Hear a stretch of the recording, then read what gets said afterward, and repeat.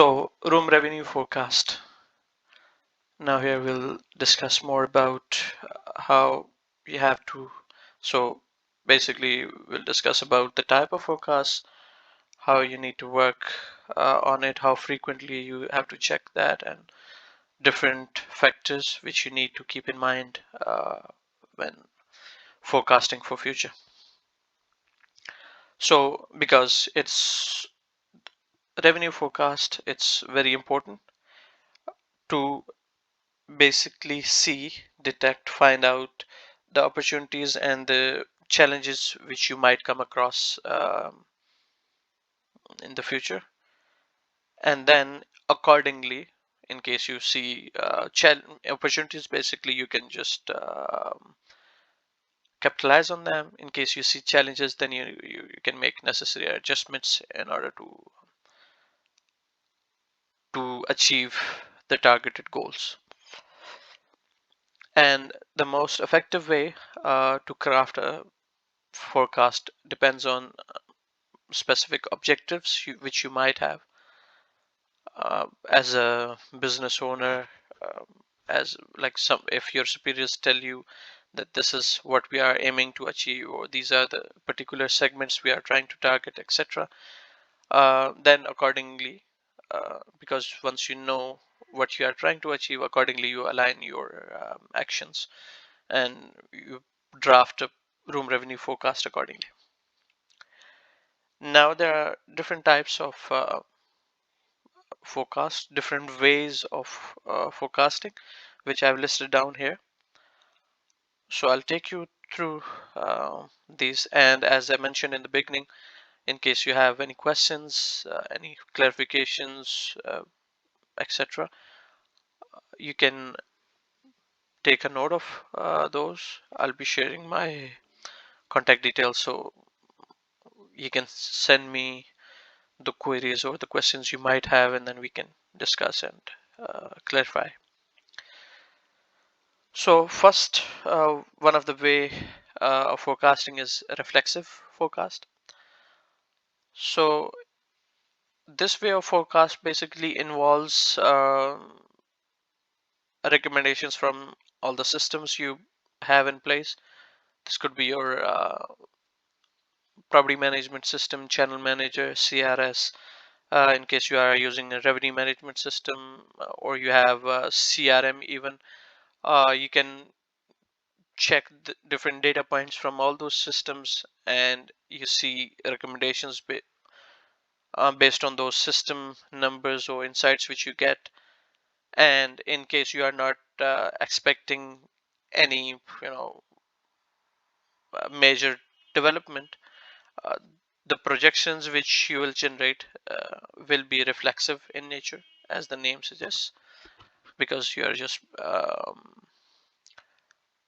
creating the forecast based on the recommendations which the systems are giving you. These type of forecasts can be very accurate in nature. However, you'll not be in a position to optimize, because you are deciding on the numbers, or you're forecasting based on just the recommendations from the system. There are numerous factors which you also have to uh, consider, take into account when you are deciding. But if you don't do and just focus on the recommendations from the system, then you'll not be able to optimize, because this way of forecasting relies on the historical data and computer generated forecast for the future. So there's nothing much as a person which you are adding or removing from it. You're just deciding based on the numbers which are suggested, recommended by the systems. The limitation of this approach is its reliability, primarily for short-term forecasting, and typically up to the next 30 days. Because over the period of time, yes, there are certain trends which will be there, which will remain unchanged, but there will be few things which will change, so you have to adopt. But in this way of forecasting, you don't do that. And That's one of the challenge, which will not give you an opportunity to basically to optimize. Now within this 30 days window, you can employ this method to forecast daily occupancy levels effectively, which is valuable and established tool for determining optimal short-term pricing strategies, but in the long run it won't help you. The second way of forecasting, it's more of the name I listed down here. It's like political forecast basically. So your superiors, the person in charge of the business, the hotel, for example, the GMC or the owners, they anticipate hypothetical forecast.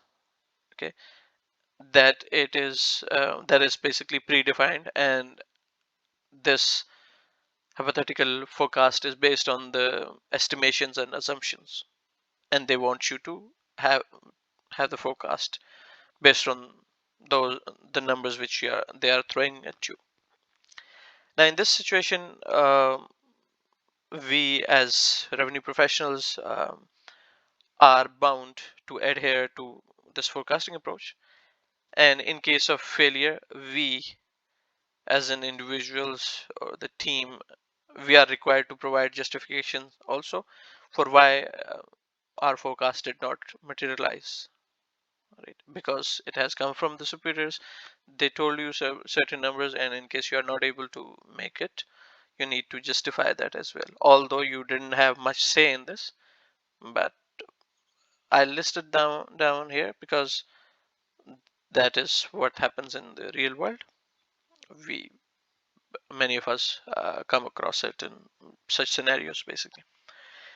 Now this way of forecasting, it's without a doubt least effective to predict the future, because you cannot predict based on assumptions and estimations. This forecast typically relies on predetermined property outcomes with minimal adjustments, because maybe in your immediate boss, just some numbers came up in his mind, and he will tell you that, or she will tell you that this is what we want to achieve. So they are and because you don't have much say in this, then you are not even in a position to make adjustments to work around and try to achieve even. Frequently, this type of forecast is generated without taking into account the current factors influencing occupancy levels, or the immediate requirements for creating an accurate forecast. Because you don't have much say, you are being told um, to create it this way, and you are being given some numbers, and you don't have much say as well in this. So this is the least effective, I would say, approach of forecasting. Another third one, uh, the proactive or assertive forecast, I would say.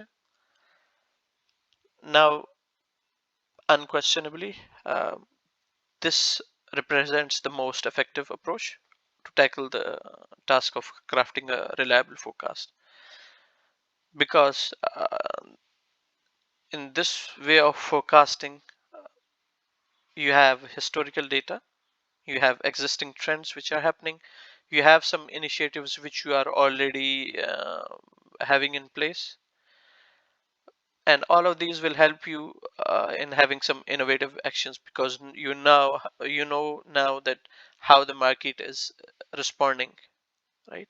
So you can tweak your strategy a bit, probably do an A/B testing and see which promotion or which campaign brings you more business, uh, because you are taking into consideration different factors and you are proactive. So you have still some time basically to adjust, play around a bit, and optimize. Basically, at the end, the end objective is to optimize to gain the higher profits, the revenue. So by doing this, basically this approach will help you achieving that. Now, in this approach, we lean on historical information, ongoing strategies, present booking trends, and fresh action plans to construct a forecast rooted in tangible actions rather than wishful assumptions. Basically, you are being practical, not just deciding based on the assumptions you have. So you'll have much better results.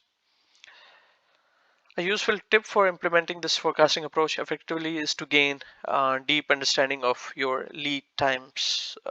You need to have a fair understanding of different market segments which you have.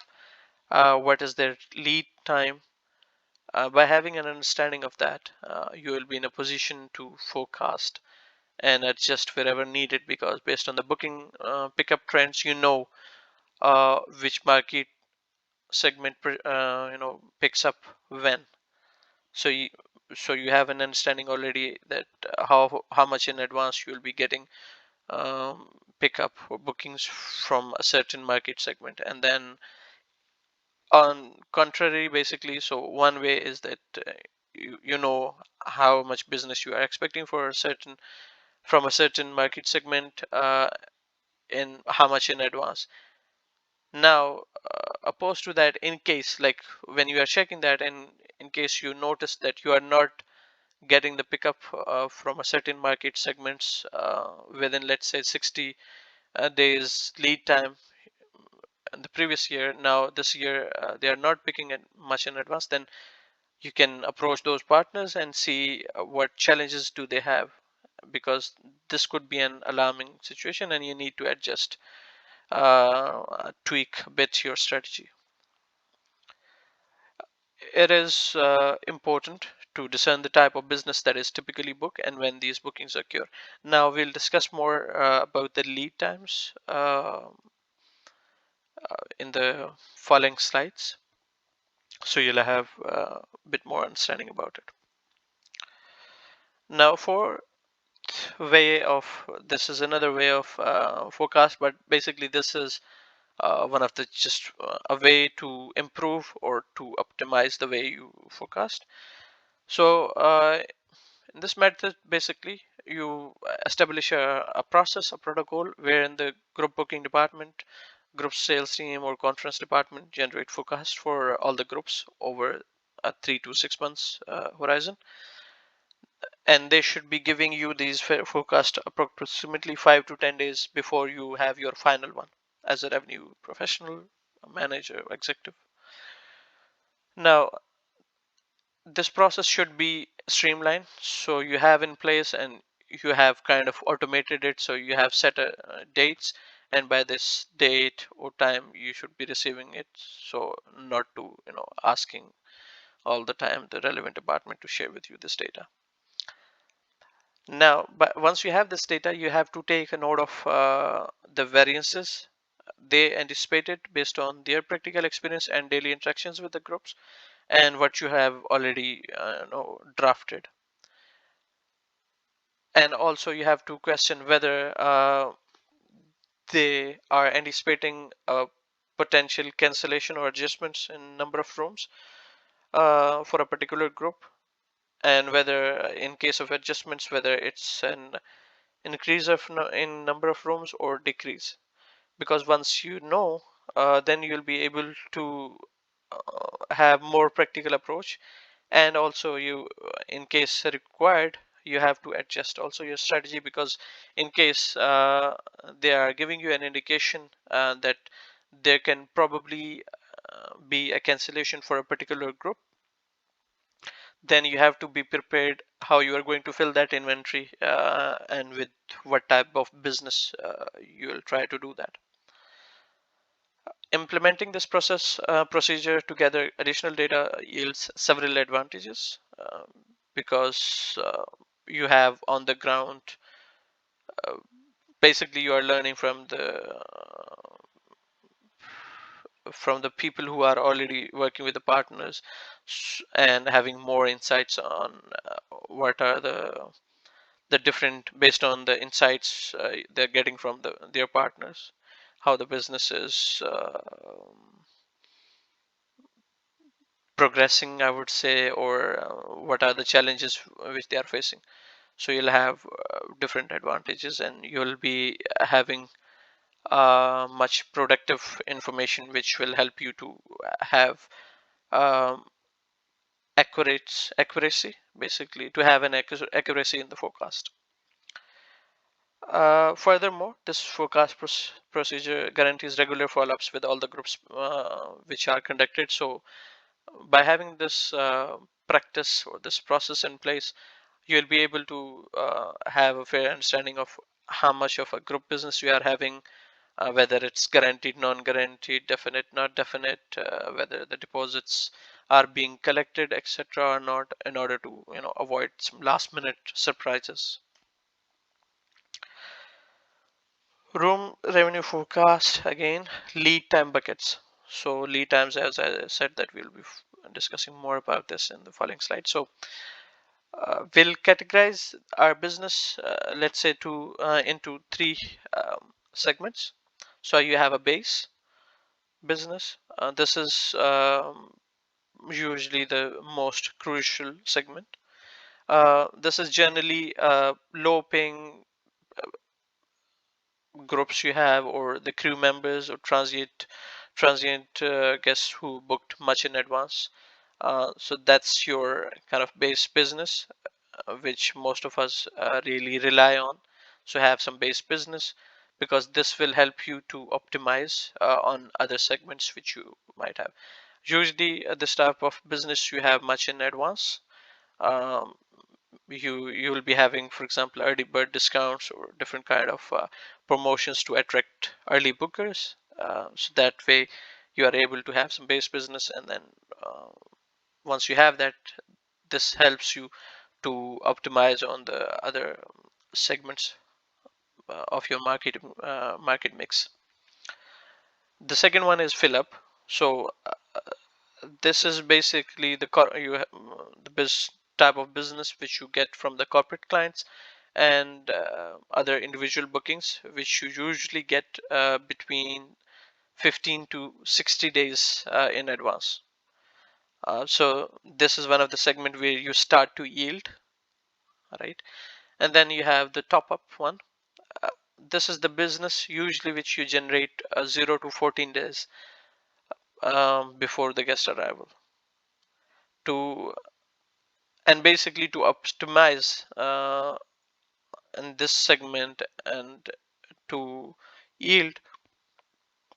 You should have a very good base and fill up segments business, because once you have that in place, which means you will have enough occupancy already um, in place, then only you'll be able to optimize, to increase the rates, to maybe restrict the lower room category and sell the higher ones, etc. Different ways to increase your ADR and RevPAR. Forecast periods. So the most effective approach, based on what I've seen over a period of time, is to create a forecast for the entire time frame on a monthly basis, when and particularly when planning well in advance, and daily for the short term. So for example, for 30 days and more in the future, you can have forecast at least once a month, at least. And then for the next 30 days, all right, from now till the next 30 days, it is advisable to do daily forecasting, because by doing this, you'll have an understanding of how the business is being picked up, what segment is producing, how much in advance the bookings are being made, what is your cancellations ratio, um, how much you are anticipating to close, whether you need to adjust your rates, maybe to lower down or increase. These are the different things which you can decide by having this practice. at least for the next 30 days, doing forecasting daily, and over the period of time you'll have a fair understanding basically, so you will be able to adjust and adopt based on the requirements you might have. Now you'll also, during this whole process, you'll have to identify the bottlenecks and the overperformance, the factors which are basically stopping you to achieve certain targets, and the overperformance, the factors basically which are contributing to this. So rather than just focusing only on the overarching performance, it's very important to analyze your business in detail to assess whether you are aligned with your budgeted expectations and identify areas of underperformance. So you, by doing this, you will have an understanding of whether the numbers which you are having already in place, are they aligned with your budgeted targets which you are aiming to achieve. If yes, it's good. If no, then you'll have to see the areas, the segments which are not performing really well. So you'll have to adjust there and see what are the factors which are influencing this underperformance. You should also be capable of addressing questions such as what factors are currently contributing to the increase in occupancy for for a specific period. Because this could be that you have an exhibition, you have a conference, you have a big event in the city, which is contributing to this higher pickup, which means this you will see as an opportunity to increase your rates to maximize your profits, because you already see that there is enough demand, you are getting your rooms are getting booked very quickly, very fast. So that if you are having this situation, you can basically try to optimize, try to increase the rates. You can maybe implement length of stay restrictions, so that way, at least 2 3 days depending on the length of the exhibition or the demand patterns. So you don't want to basically have just one nighters. So on one of the day you have 100% occupancy, and the next day, almost half of your guests are checked out, and then you are left with just 50%. So you can try to implement different restrictions, increase the rates, etc., which helps you to increase the RevPAR, ADR, and ultimately the revenue.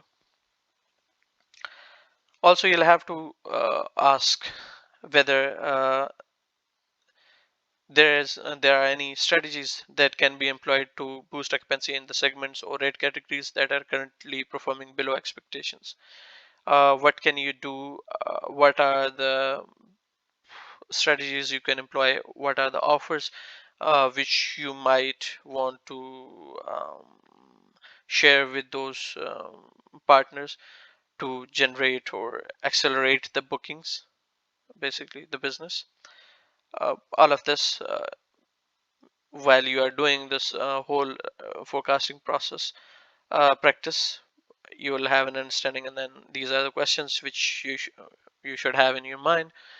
And to find an answer, basically you can just look at the numbers which you have, and you will have an understanding where you stand, where you want to basically reach, and whether with the current practices or the strategy which you have in place, uh, is it helping you to reach that there or not. If not, then you'll have to uh, do some, basically to have some corrective measures to adjust your strategy in order to achieve that. Now, action in the forecasting process. So you have to identify the opportunities and develop corresponding strategies. Consider whether you can exceed expectations in one segment to offset any losses in another. So in case you are seeing that one segment is not doing good, but you are overperforming in another segment, so maybe you can try to focus more there to basically compensate, or to balance the loss which you have in another segment. So at the end of the day, uh, at least you meet the budget targets. Also, make it a point to review the actions you initiated in the previous month. So you have to see also how are they performing. So if in case you have some, you have decided on some offers, some other strategies which are already there, uh, some offers running, for example, then you'll have to review to see how they are performing. Are they performing what based on what you were expecting or not, and then adjust, adopt accordingly. Are they yielding positive results? If not, be prepared to make swift adjustments in a different direction. I suggest usually that we follow this classic model of A/B testing. Try different ways. So you employ first the strategy which you think can bring the best results. In case you are not able to achieve, then adjust. Maybe try to approach in a different way.